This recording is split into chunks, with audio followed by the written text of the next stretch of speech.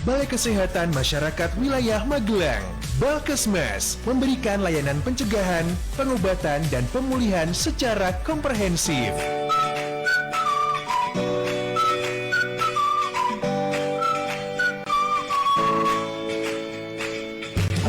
Assalamualaikum warahmatullahi wabarakatuh. 87,6 Unima FM, musik terbaikmu. Kriwatu Rima, selamat datang di talkshow bersama Balkesmas Wilayah Magelang. Nah, kali ini temanya adalah pentingnya memahami kesehatan reproduksi remaja. Seperti apakah gitu kan penjelasan dari narasumber nanti? Yes, di studio sudah hadir narasumber kita yang luar biasa, Ca Cantitik.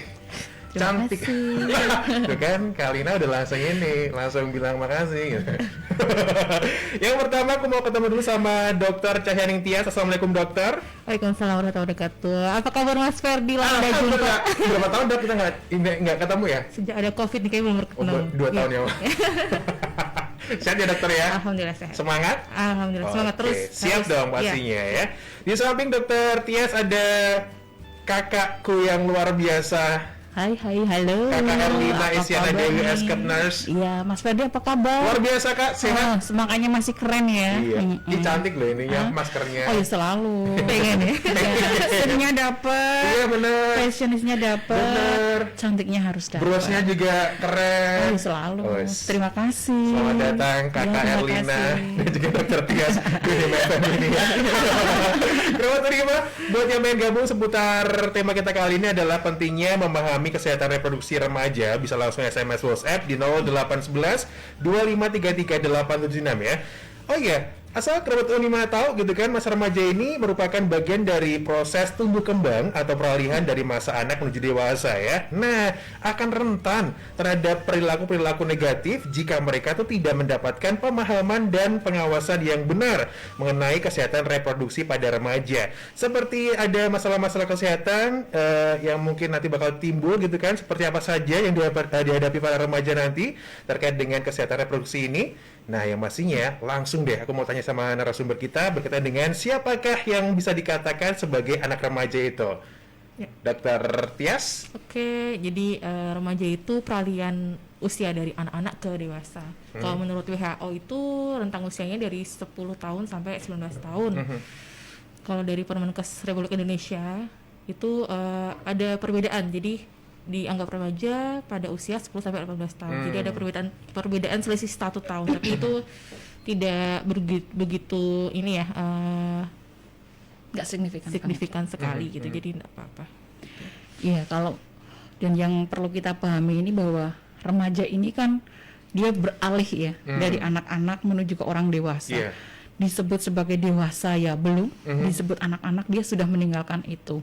Jadi memang dari secara fisiknya juga ada perubahan, kemudian dari psikologisnya dia juga sudah mulai meletup-letup rasa ingin tahunya tinggi, kemudian ingin mencari sesuatu yang baru di luar sana. Itu yang barangkali untuk orang tua ataupun lingkungan yang harus memahami terkait dengan adanya proses masa transisi tersebut. Jadi tidak hanya perubahan biologis, psikologis juga, terus sosial ekonomi, jadi merasa lebih pengen mandiri. Karena kalau anak-anak itu kan dulu masih tergantung orang tua atau orang di sekitarnya. Sudah beralih ke remaja biasanya aku ini kok pengen sendiri, jadi merasa sudah bisa sendiri gitu. Padahal belum. Kayak usia nanggung ya. Karena itu tadi nanggung banget. Jadi harus betul-betul namanya controlling dari orang tua itu tetap harus ada. Jadi jangan sampai si remaja ini nantinya justru lost. Apalagi ini era milenial ya, dengan perkembangan teknologi yang sangat luar biasa. Mereka bisa mengakses apa saja di sana, gampang, positif negatif ada. Jadi kalau mereka tidak dibekali dengan hal-hal yang akan mengiring mereka ke hal yang positif, takutnya nanti justru mereka terjerumus karena beranggapan bahwa ini kan zaman sekarang, sudah zamannya, jadi apapun bisalah kita lakukan. Tidak bisa memfilter sendiri kan, harus didampingi, kita amati bersama, kita kontrol bareng. Jadi dalam hari ini orang tua juga perannya harus ekstra ya, karena masa peralihan dari anak sampai remaja gitu. Betul sekali. Apalagi sejak COVID ini kan anak udah belum sekolah ya di sekolah. Jadi stay at home. Iya, stay at home. Berarti kan peran orang tua ini besar sekali. Betul sekali. Iya. Jadi kalau Ferdi juga masih remaja. Ayo betul remaja. Oh kelihatan banget masih remajanya. Udah remaja kan kanak-kanakan. Ferdi banget ya. Saya juga masih remaja loh Mas. Jangan aku semua. Nanti konsultasi sama dokter dia aja nanti. Kan masih bisa kanak-kanakan seperti apa gitu kan.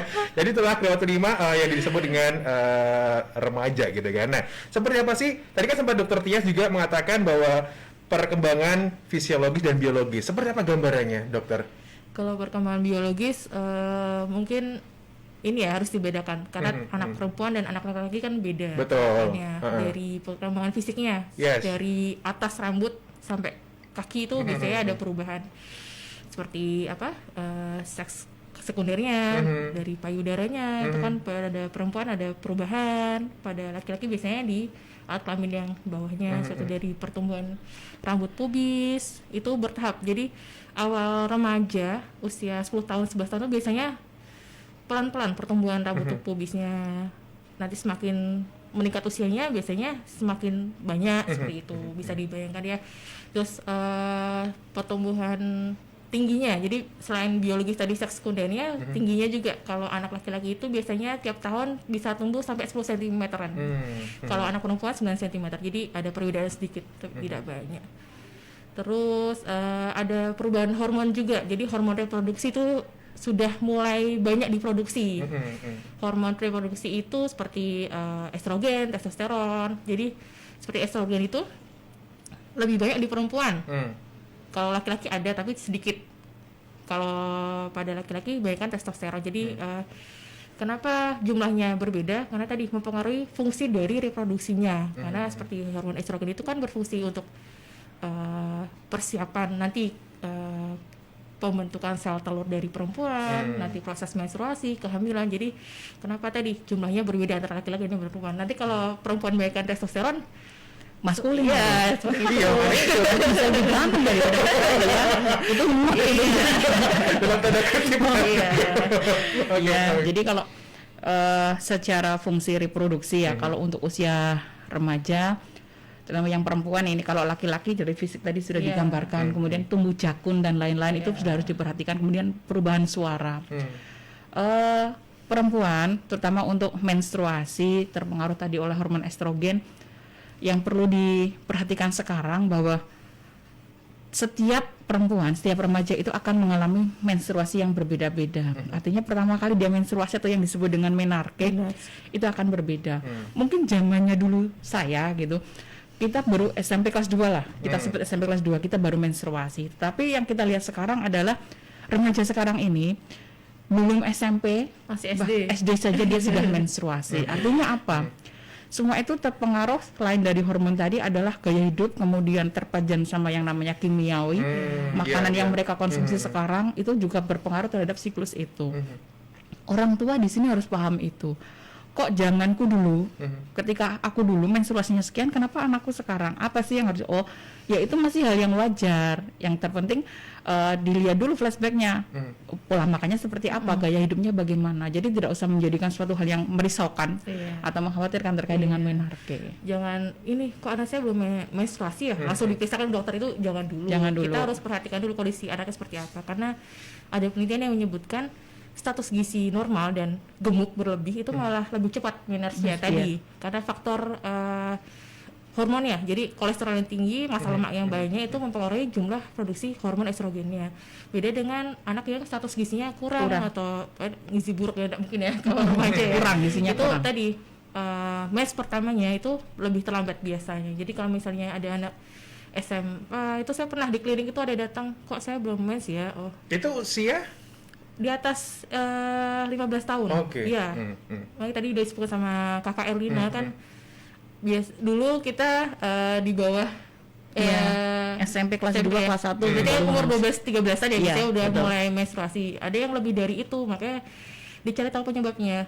Kita lihat dulu status gizi seperti apa. Jangan langsung takut, takutnya ada penyakit apa atau gimana seperti itu. Tadi disebutkan juga orang tua nggak boleh panik gitu kan. Menanggapi anaknya mungkin yang tidak, istilahnya tidak seperti biasanya, belum seperti biasanya. Tidak seperti anak lain. Nah, seperti apa persiapan orang tua harusnya seperti apa ini untuk menghadapi anak yang seperti ini gitu?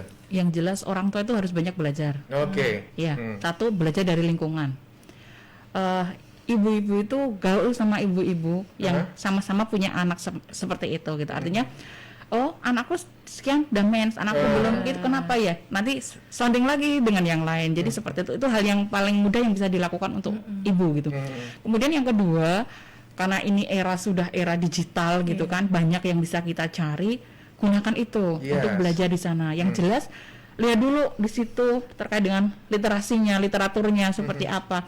Jangan hanya membaca, jangan-jangan ternyata itu hoax. Ya, itu kan yang harus kita waspadai. Telan mentah-mentah gitu ya. Jadi harus benar-benar belajar dari lingkungan, kemudian dari digital. Yang jelas untuk digital pesan saya adalah filter terlebih dahulu terkait dengan informasi yang dipelajari itu.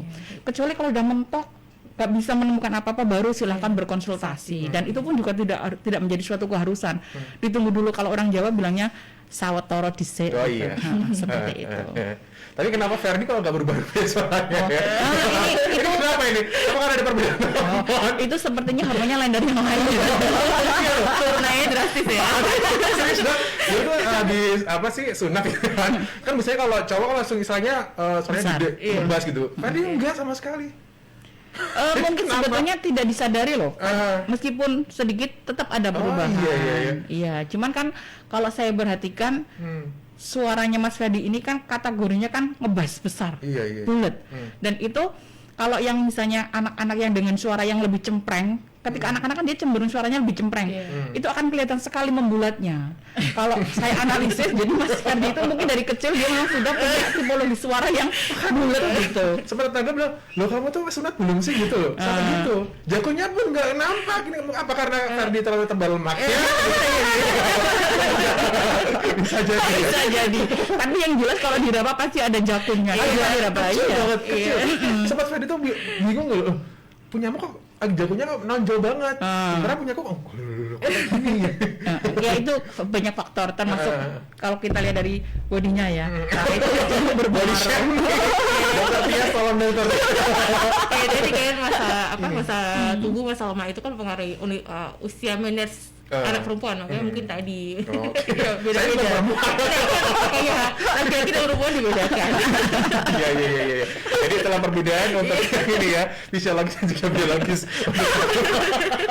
Semakin seru Krematorium kalau ngobrolnya seputar pentingnya memahami kesehatan reproduksi remaja ini gitu kan. Nah, yang berikutnya yang bakal Ferdi tanyain adalah seberapa penting sih sebenarnya untuk pengetahuan tentang kesehatan reproduksi bagi remaja ini, seberapa penting kah? Oh, kalau dibilang seberapa penting, sangat penting. Penting sekali. Iya. Oke. Laki-laki dan perempuan pemahaman terhadap reproduksi itu sama, tetapi dengan cara yang berbeda. Ini kenapa kok caranya berbeda? Dari sisi perkembangan organ kemaluan saja itu sudah berbeda. Misalnya kenapa harus paham? Satu, terkait dengan resiko. Resiko ini sama. Baik resiko secara psikologis maupun resiko secara biologis. Artinya kalau secara psikologis mereka itu kecemasan dan lain-lain. Tapi kalau terkait dengan biologis, misalnya ini pada perempuan maupun laki-laki, mereka harus paham terkait dengan kebersihan diri atau personal hygiene, terutama di daerah intim. Ya, bagaimana sih cara mengelola itu, cara membersihkannya? Pada laki-laki remaja yang disebut cara membersihkannya lebih mudah. Pada ujung atau gland penisnya, perputiumnya itu yang sudah tidak ada kan tinggal dibersihkan di daerah situ. Yang lainnya tetap dibersihkan. Tetapi kalau pada perempuan ini lebih hati-hati lagi ya Bu Dokter ya. Karena begini, perempuan ini kan lubangnya tidak hanya satu. Kalau laki-laki jelas hanya ada dua. Ya kan, dan itu jauh belum paham. Bayangkan aja. Tapi kalau pada perempuan ini ada 3 lubang. Yang pertama adalah lubang untuk buang air kecil, atau disebut dengan orifisium uretra externa. Kemudian kalau pada perempuan liang kemaluan atau liang senggama, ini untuk pengeluaran, salah satunya adalah darah menstruasi. Kemudian yang di bawahnya lagi ada lubang anus, dan ini berdekatan sekali. Very near. Sangat jadi harus berhati-hati banget ya. Dan yang diperhatikan di sini, pahami itu dulu. Itu, saya itu punyanya apa, hartaku itu apa, kan gitu. Betul. Bagaimana sih cara menjaga hartaku gitu? Salah satunya ya dengan kebersihan diri, dan cara membersihkannya juga tidak sembarangan. Kalau pada perempuan harus dari atas ke bawah. Berarti ada urutannya dulu. Iya. Nggak sembarang cuma Oh enggak. guyur. Kan diguyur dulu ya. Karena Kayak tadi banjir. pahami dulu Oh, iya, iya. strukturnya, anatominya, maksudnya punya kita seperti apa, jadi biar Ya. paham. Jadi dia harus kenali dulu harta karunnya itu seperti apa gitu Tadi tadi. tahu sih. Nggak apa-apa, harta karun. Harta karun Maklum ya kan, Iya. kalau remaja itu memang kaya dengan harta karun Betul, itu tadi. betul. Jadi kalau membersihkannya dari atas ke bawah. Lah, kalau kita tidak tahu dari bawah ke atas, kita tidak jadi membersihkan. Justru kita akan membawa kuman yang bersumber dari anus tadi ke atas. Resikonya apa? Terjadi infeksi.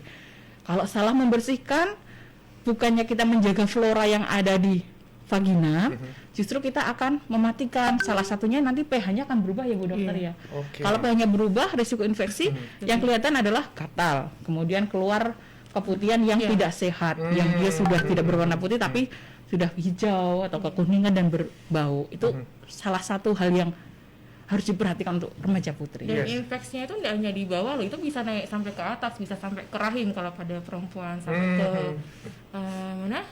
saluran telurnya Telur. juga. Jadi kadang ada pasien ibu-ibu yang atau putri ngeluh kok pinggang perut saya sakit kanan kiri, ternyata saat di USG ini ada peradangan, kan ini belum menikah belum melahirkan kok bisa sakit di situ Iya. dari mana, ternyata tadi personal hygiene-nya yang kurang baik, akhirnya kan infeksi dari bawah ke atas itu yang Harus sebaiknya- kita iya, waspadai. dihindari. Dan risikonya itu tidak bisa kita sepelekan gitu. Yang parah bisa menyebabkan kemandulan juga Ah, dari betul. seorang hamil. Iya. Oke. Cowok biasanya kan kebiasaannya kalau habis buang air kecil ada yang suka dibersihin, ada yang enggak. Itu gimana? Berarti Aku tuh mau ketawa. gitu ya, ada gitu bilangnya gitu kan. Ada, Tadi ada. Kak Elia juga bilangnya seharusnya yang cowok pun juga harus membersihkan gitu. Iya. Tapi kadang-kadang ada juga nih cowok-cowok yang kalau udah buang air kecil itu nggak sama sekali misalnya dibilas atau apa sih gitu. Iya. Dibersihin ya, pakai air. Wajib, karena dalam hukum agama kita pun agama Islam juga Iya. itu najis kan ya. Oh iya, Meskipun betul. mungkin dia hanya beranggapan itu kan lubangnya keluarnya jauh ke air mancur gitu kan, jadi tidak akan kena di bagian-bagian yang lain. Tetapi yang harus kita ingat adalah kalau kita lihat dari sisi agama gitu, Iya. keluarnya itu adalah sudah najis, meskipun itu hanya menempel di ujung dari orificium ureter externa tadi atau di lubangnya tadi. Jadi tetap harus dibersihkan. Minimal kalau misalnya tidak ada air ya boleh pakai lap dan lain gitu ya. Oke, Tetapi kayak tisu basah bisa. betul, Oke. betul. Tetapi usahakan kalau memang masih bisa mendapatkan air, bersihkan dengan air bersih dan mengalir. Oke. Jadi silahkan dibersihkan sampai benar-benar yang pertama adalah najisnya hilang gitu. Hal sepele tapi Hal ini sepele tapi penting kadang- banget ya buat betul kesehatan sekali. kita, Krautudimai gitu kan. Iya, betul Oke. sekali. Dan pesan buat anak cowok ya, jangan suka pakai celana ketat ya. Oh, why? Celana jeans itu kan menekan gitu. Oke. Dan sirkulasi udaranya juga tidak bagus gitu. Jadi mending yang longgar-longgar aja Iya, gitu. gitu Pakai kan. boxer. Boxer langsung. Dan sering ganti, jangan satu Set A, set B. gitu. Ingat pengalaman loh. Jadi dia tuh remaja, tapi memang males mungkin ya. Dia pakainya set A set B. Gini. Udah mau camping, nggak usah bawa bekal banyak-banyak berat. Kenapa? Kan bisa set A set B. Iya. Set A set B, hello. Setelah dari set A terus set B, aromanya itu satu, yang kedua kan bakterinya jadinya Iya. pingpong. Iya betul. Dan udah kena keringat itu pasti kan nggak bisa Betul. menyebabkan infeksi. Iya benar juga ya nggak boleh. Iya, nggak boleh. Terus juga set asid itu nggak boleh gitu. Terus kalau ada penekanan dan mempengaruhi ini apa skrotumnya itu kan ada testis produksi sperma, nanti takutnya berpengaruh pas nanti masa sudah nikah sperma kualitasnya tidak bagus, malah tidak bisa membuahi sel telur istrinya, nanti kan kasihan juga. Oke, seperti benar itu. sekali. Wow, ini benar-benar menarik ya, dan terasa kayak pelajaran biologi. Kadang disepelekan, tapi itu bisa sebetulnya itu Oke. untuk investasi ke depan. Yes, Krautudima jangan sampai lupa ya untuk dengerin nih kata-kata dari Dr. Tia dan juga Kakak Erlinda gitu kan. Nah, pastinya habis ini bakal Ferdi tanya lagi berkaitan dengan masalah apa aja sih yang muncul pada kesehatan reproduksi remaja dan bagaimana mengatasinya. Tetap di Talk Show bersama Balkesmas Wilayah Magelang. Masih disiarkan langsung dari kawasan kampus 2 Unima Universitas Muhammadiyah Magelang. Pentingnya memahami kesehatan reproduksi remaja adalah tema kita kali ini, Kerabat Unima, bersama Balkes Wilayah Magelang ya. Nah, lanjut ya, Ferdi bakal tanya sama narasumber berkaitan dengan masalah apa aja sih yang bisa muncul gitu kan pada Kespro ini, dan bagaimanakah mengatasinya. Yes, silakan Kak Erlina. Terkait dengan masalah yang bisa muncul pada kesehatan reproduksi remaja, yang jelas ada PMS ya, penular seksual. Ketika remaja tidak paham bagaimana dia itu mempersiapkan dirinya terkait dengan reproduksi yang baik di masa depan, PMS itu menunggu di depan mata. Salah pergaulan bisa PMS gitu kan, salah satunya. Kemudian ada kehamilan yang tidak diinginkan. Lagi-lagi karena rasa ingin tahunya tinggi, korban multimedia, coba-coba hamil, itu juga sudah menjadi problem yang tidak enteng. Sekarang hamil secara psikologis dia siap atau belum, itu yang pertama. Yang kedua, secara ekonomi dipaksakan untuk hamil pada kondisi remaja, kemudian dipaksakan akhirnya juga menikah. Kedepannya terkait dengan rumah tangga dan perkembangan anak yang dilahirkan, itu menjadi PR bersama. Kemudian ada lagi kekerasan seksual pada remaja. Kasus-kasus yang beberapa tahun yang lalu itu kan ada yang jadi korban inilah, apa itu namanya? Penjualan anak, kemudian ada yang dia di sodomi dan lain-lain. Ya, itu salah satu masalah seksual yang mengancam pada remaja. Mungkin Bu Tias bisa menambahkan. Ya, jadi ada penelitian yang menyebutkan bahwa angka AIDS, HIV/AIDS itu tertinggi hampir berapa tadi ya? 700.000 itu pada remaja gitu. Itu udah tinggi sekali sebenarnya. Jadi selain tadi penyakit menular seksual seperti gonore, raja singa yang mungkin masyarakat pahami ya, itu juga tinggi sekali gitu. Itu karena tadi kurangnya pengetahuan dan benar rasa ingin tahu yang tinggi, dan mungkin pengetahuannya ada tapi tidak lengkap, tidak menyeluruh kan, taunya boleh berhubungan ini, tapi tadi tidak menggunakan alat kontrasepsi, akhirnya hamil, itu bisa jadi seperti itu. Terus kalau reproduksi yang tidak sehat itu tadi masa depan juga akan terpengaruh gitu. Misalnya dari sejak remaja tidak menjaga kebersihan alat kelaminnya, alat vitalnya, laki-laki perempuan, itu mempengaruhi tadi produksi spermanya pada anak laki-laki. Akhirnya produksi sperma yang tidak bagus menghasilkan sperma yang tidak berkualitas. Akibatnya nanti saat pembuahan setelah menikah kan berhubungan sama istri atau suaminya itu tidak terjadi pembuahan yang baik gitu. Bisa saja malah tidak berhasil gitu. Karena tadi spermanya mungkin kurang bagus, kurang gesit, kurang banyak jumlahnya seperti itu. Atau pada perempuan menstruasinya jadi tidak teratur karena tadi alat reproduksi yang tidak bagus, bukan tidak bagus, tidak sehat. Reproduksi yang sehat itu dipengaruhi, tadi kita bahas di awal ya, gizi. Jadi nutrisi yang baik itu berpengaruh ke reproduksi yang sehat. Reproduksi yang sehat bisa sebagai investasi masa depan. Betul. Seperti itu. Jadi banyak sih. Banyak sekali, Mas. Iya. Yang harus kita pahamkan terkait dengan ketika kita tuh punya anak remaja gitu ya. Jangan sampai mereka itu salah persepsi terkait dengan perkembangan, tanggung jawab perkembangan pada usia itu. Karena ada yang gini, pernah ada cerita hamil ketika dia usia SMA, dan dia keluar kata-kata begini, saya kan hanya melakukan hubungan badan 1 kali. Persepsinya bahwa 1 kali itu tidak mungkin hamil. Tapi yang harus kita pahamkan kepada si remaja ini adalah ketika berhubungan meskipun hanya 1 kali, tetapi pada masa subur, perempuan itu kan punya rentang masa subur di mana sel telur dilepaskan, maka kehamilan itu akan terjadi. Jadi jangan hanya cuma 1 kali kok gak mungkin hamil gitu ya, misalnya gitu kan, ternyata anak-anak peluang gitu tetap besar sekali gitu. Apalagi tadi kalau sperma laki-laki bagus kan langsung jadinya cepet gitu kan. Jadinya ya sudahlah, akhirnya ya itu tadi terjadi kehamilan yang tidak diinginkan. Kalau sudah seperti itu, penyesalan selalu datang di akhir. Betul. Tetapi ketika sudah terjadi penyesalan, itu PR-nya lagi, bukan hanya PR si remaja, tetapi orang tua dan lingkungan. Jangan terus dibully, jangan terus dipojokkan. Justru di situ harus memberikan banyak penguatan. Tapi sebaiknya jangan sampai terjadilah KTD atau kehamilan yang tidak diinginkan itu. akan berbuntut panjang dan lama. Itu. Betul. Sedikit menambahkan. Boleh? Nanti kalau misalnya tadi sampai hamil ya, saya pernah pas zaman pendidikan ya di rumah sakit itu ada pasien anak 12 tahun melahirkan itu. Wus. Karena tadi sistem Belum siap. reproduksinya, Reproduksinya. iya, untuk persalinannya belum siap, belum matang karena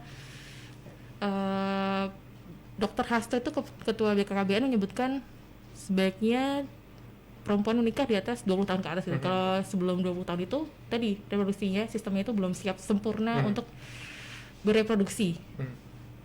Akhirnya dioperasi sesar itu pasien saya itu karena masih 12 tahun. Nah, itu salah satu resikonya lah.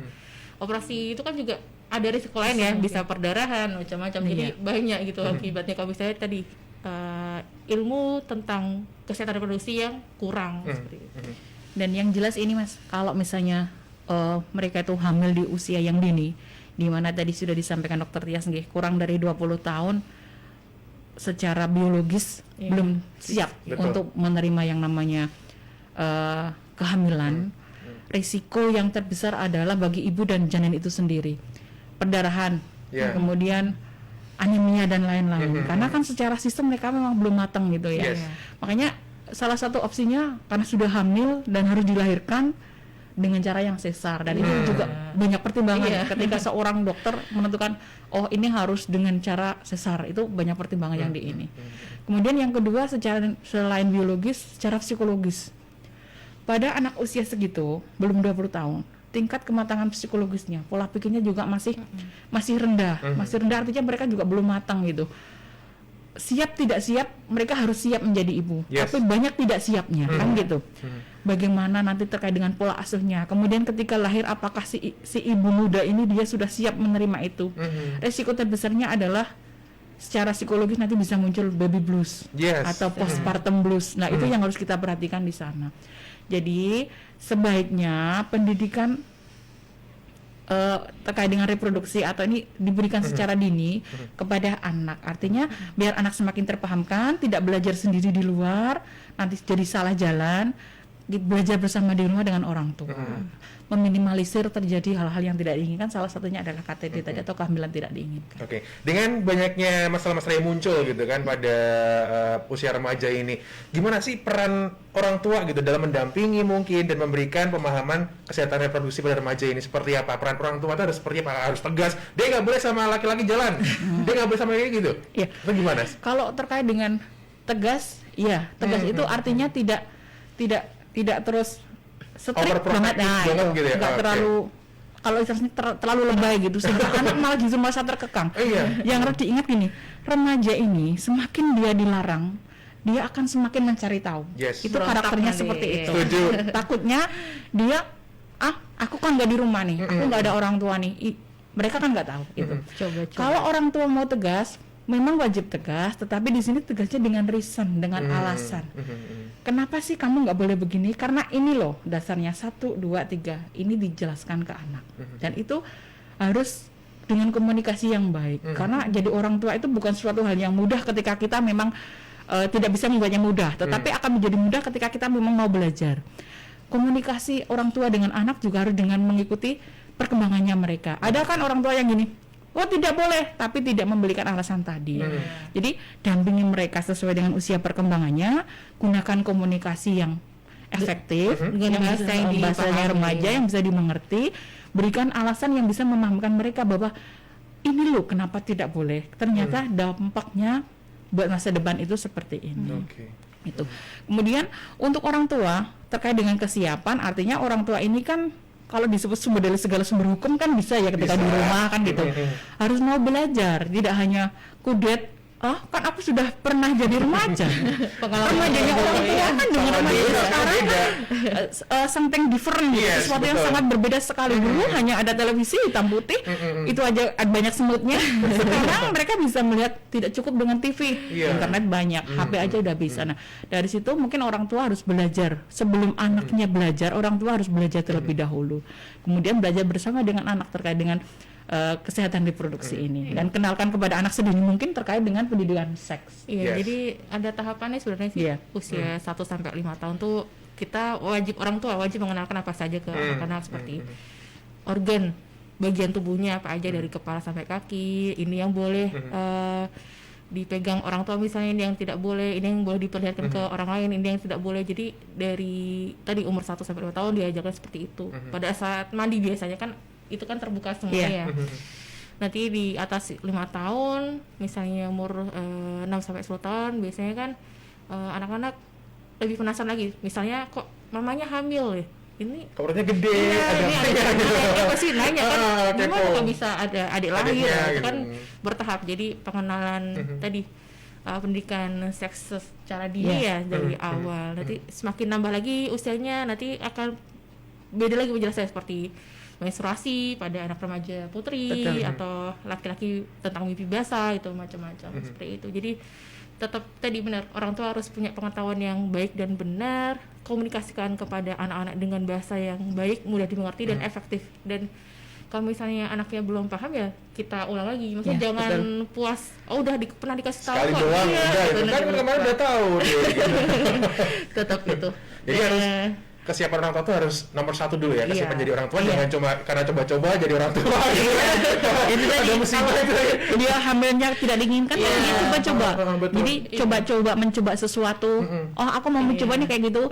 Ternyata percobaannya menjadi hamil. Hamil melahirkan, dia coba-coba lagi kan. Akhirnya nanti jadi orang tuanya coba-coba, dia akan trial terus itu nanti. Dan saya yakin pengalaman-pengalaman buruk seperti itu tuh tetap akan berpengaruh terkait dengan psikologis dia sebagai orang tua yang masih terlalu dini. Dan tidak mempertimbangkan kedepannya seperti apa jangka panjangnya gitu ya. Mungkin banyak-banyak tantangan juga gitu ya. Karena tidak terencana tadi. Benar-benar ya. Nah, ini pastinya Dokter Tia dan juga Kakak Erlina juga pengennya gitu kan remaja itu masa depannya cerah dan terarah. Nah, gimana sih tipsnya dari narasumber agar para remaja itu bisa punya masa depan yang cerah dan terarah gitu? Yang jelas, satu, remaja itu harus berani terbuka dengan orang tua. Karena lebih baik mudoroso kalau orang Jawa, terbuka dengan orang tua dibandingkan dengan terbuka dengan orang lain. Seperti apapun orang tua itu tidak akan pernah menjerumuskan anak. Jadi kalau misalnya punya masalah atau apapun, sampaikan itu ke orang tua. Apalagi terkait dengan reproduksi ya Bu ya. Saya yakin ketika orang tua dia buntu tidak bisa memberikan solusi, pasti akan mencari tahu. Kemudian dia akan membantu si anak ini. Kemudian yang kedua, berani berkata tidak untuk hal-hal yang sifatnya negatif. Jadi misalnya dia punya, karena anak ini kan punya lingkungan ya, punya lingkungan, ada dampak negatifnya di sana. Ada yang mau mengajarkan sesuatu yang negatif, dia di sana harus berani berkata tidak. Meskipun endingnya, kamu ini cupu, kamu ini loh nggak gaul, nggak apa-apa. Tapi yang penting harus berani berkata tidak. Artinya itu. Kemudian yang kedua, yang selanjutnya, remaja itu harus mau belajar selain dari keluarga, dari lingkungan, dan dari sekarang ini multimedia.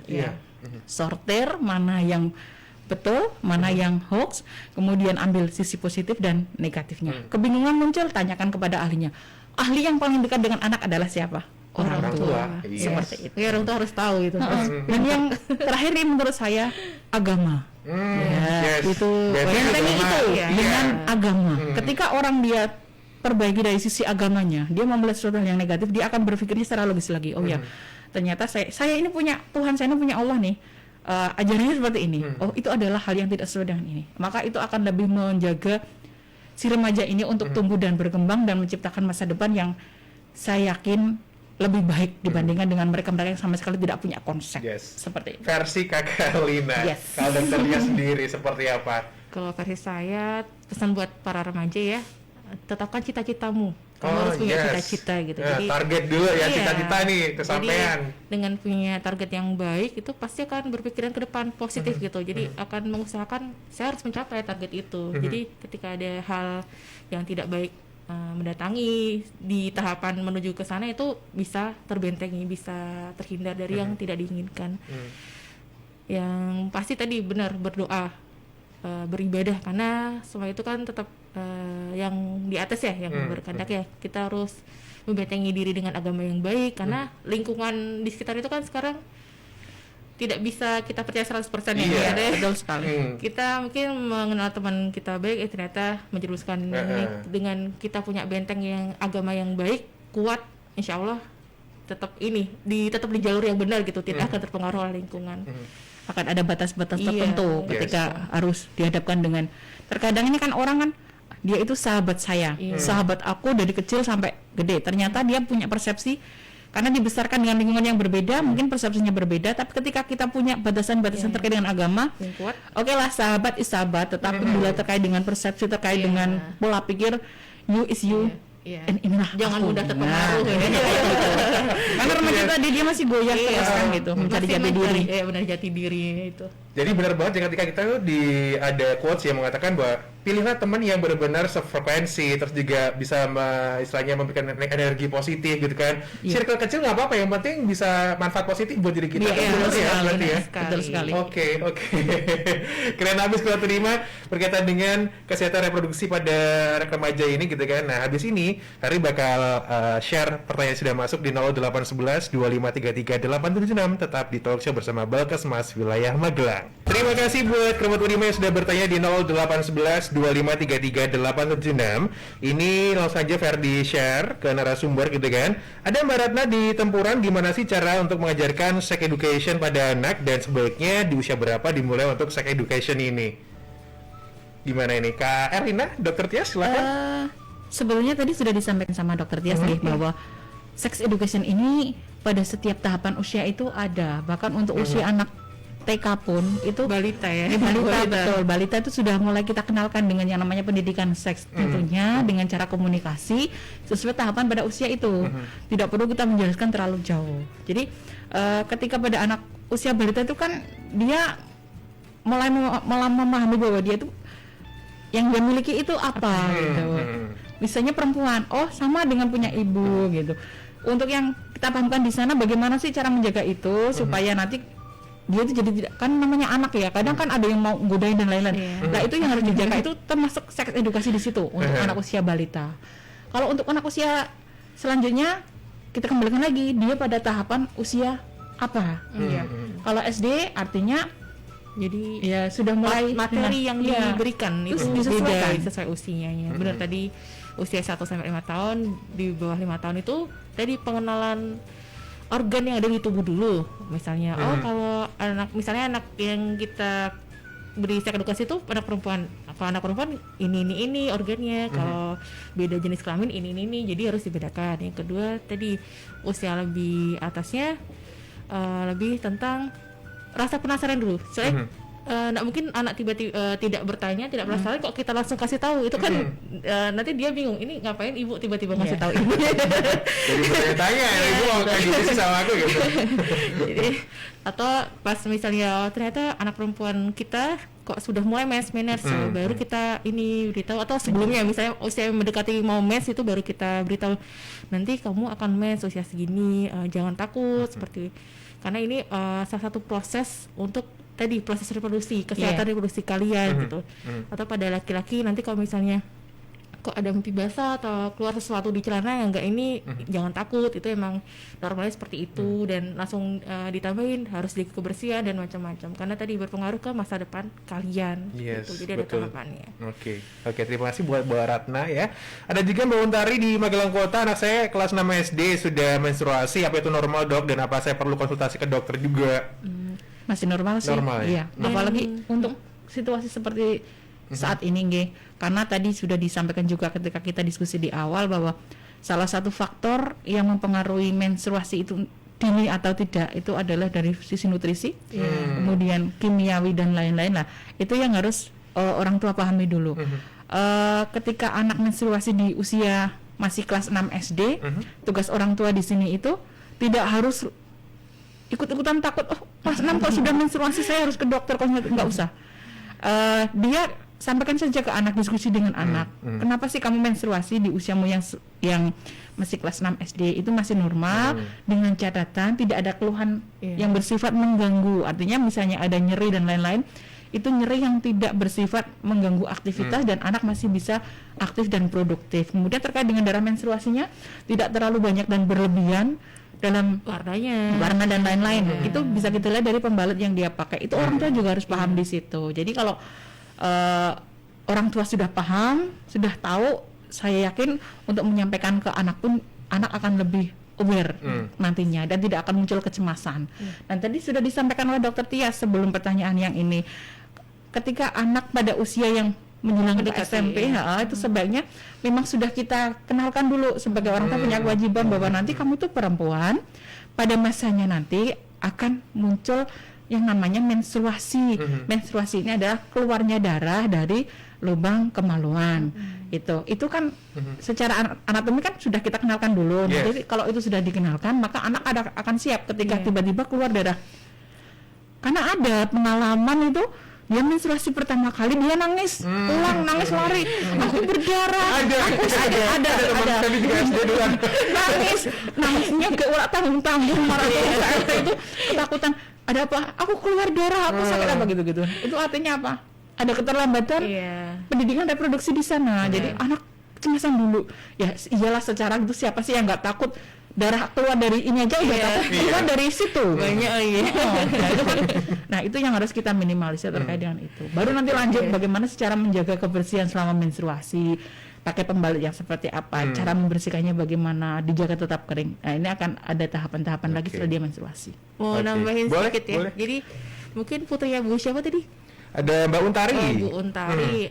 Kita lihat dulu posturnya seperti apa gitu, tingginya, berat badannya. Karena ada penelitian yang bilang minimal usia menaris itu dengan berat badan 49 gitu. Ada penelitian yang menyebutkan seperti itu. Jadi mungkin putrinya beliau bongsor bisa jadi gitu. Jadi indeks massa tubuhnya udah mencukupi, udah normal gitu, udah mateng gitu. Jadi jangan takut, kecuali anaknya kok masih kecil, kurus gitu, misalnya gizinya kurus, ya itu mungkin ada sesuatu. Atau emang sudah matang juga reproduksinya, karena jadi kan banyak faktor jadi tidak bisa ini dijelaskan satu-satu. Oke. Nanti kalau misalnya butuh konsultasi langsung ke Belkesmas. Oh iya, boleh. Tunggu ya. Ada Mas Yola juga di Tegasari, anak saya SMP belum mau sunat nih, gimana cara saya memberikan penjelasan tentang pentingnya sunat untuk laki-laki? Mungkin ini dijelaskan, dibandingkan dengan teman sebayanya, kan biasanya udah disunat ya dengan seumuran anak seumuran segitu tuh. Jadi dijelaskan juga, sunat itu sebenarnya penting buat kesehatan kamu gitu, karena itu kan memotong kulit yang menutupi penisnya. Kalau misalnya itu tertutup rapat terus, tidak pernah dibersihkan, itu bisa menyebabkan penyakit di alat kelaminnya. Itu bisa parah, mungkin dengan bahasa yang mudah dimengerti anak tersebut ya. Karena kalau misalnya bahasanya menakutkan, malah anaknya tambah takut gitu. Jadi memang ini kembali lagi kok, bagaimana sih cara kita berkomunikasi yang bisa diterima dengan oleh anak, kemudian efektif ketika kita menyampaikan itu. Dan yang jelas kalau dia sudah SMP masih belum mau sunat, perlu motivasi yang berlebih lagi. Tugas orang tua di sini PR-nya besar. Salah satunya yaitu dengan menghadirkan anak yang seusia yang dia sudah sunat beberapa. Karena di situ akan ada sharing antar mereka gitu.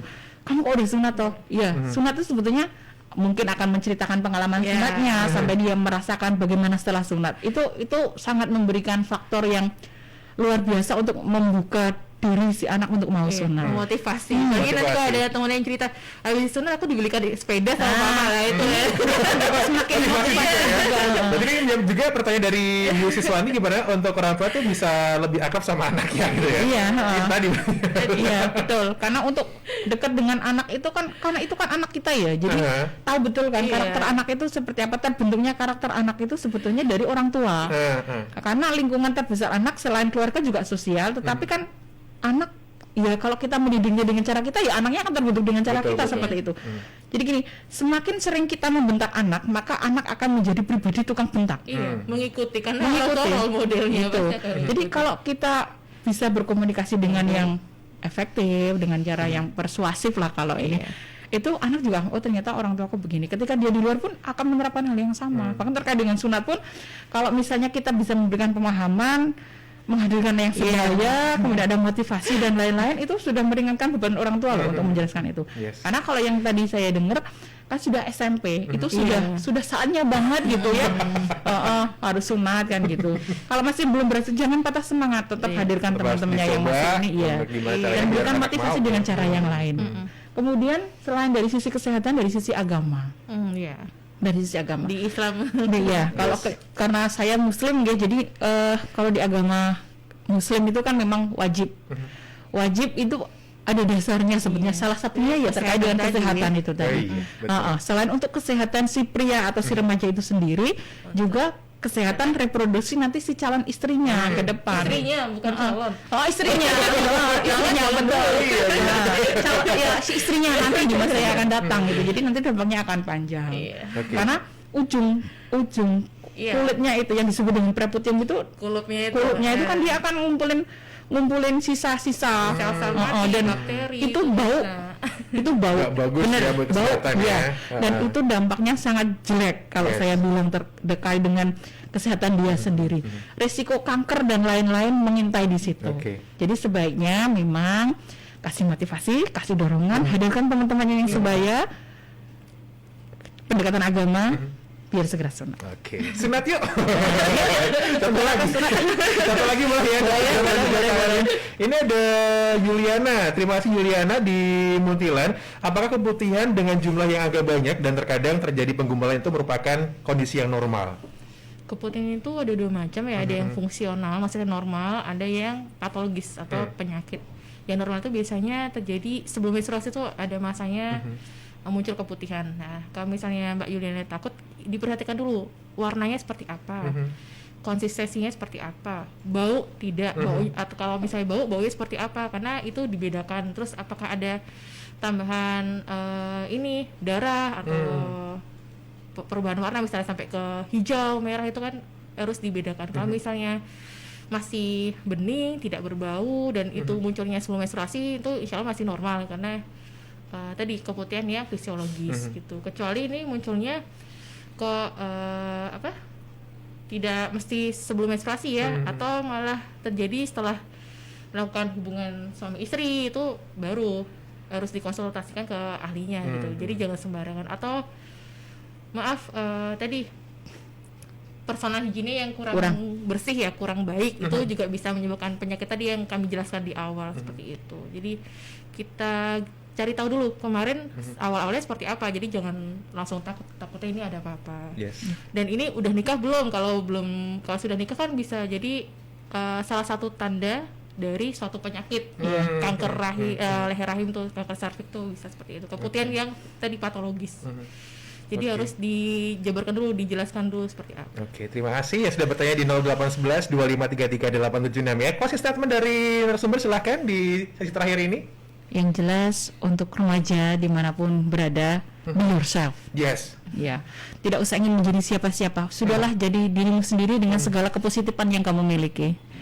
Sisi negatif setiap orang pasti punya, tapi manfaatkan sisi positif yang kamu miliki. Tingkatkan harga dirimu, jangan jadikan kamu menjadi seseorang yang terlalu menarik diri, dan be the best you can be and do the best you can do. Alright, I agree with you. Kakak sekarang ya. I agree. Kakak pokoknya. Kakak ya, kakak tuh the best ya. Iya, the best lah. Dr. Tias, silakan. Saya nambahin satu singkat, tetap berdoa karena ini itu yang utama ya. Jadi dengan berdoa kita berharap semoga tetap dijaga Allah, Tuhan gitu. Karena dengan lindungan dari yang di atas itu yang paling utama gitu. Karena kadang ilmu pengetahuan dari orang tua, guru, kalau kita sedang tidak pada baik ya, tidak baik, kan bisa tergoda dengan yang macam-macam gitu. Jadi tadi Mbak Erina sudah menjelaskan banyak, jadi saya nambahin berdoa gitu. Jadi biar tetap dilindungi oleh Allah. Dan pilihlah teman-teman yang mempunyai dampak positif buat betul. diri sendiri gitu ya. Oke. Terima kasih buat Dr. Cahyani Tias dan juga Kakak Erlina Istiana Dewi Askepner sudah hadir di studio Unima FM ini dan ngebahas seputar pentingnya memahami kesehatan reproduksi remaja. Kardi pamit, sampai ketemu besok. Tetap sehat, tetap semangat, tetap perketat protokol kesehatannya, dan wassalamualaikum warahmatullahi wabarakatuh.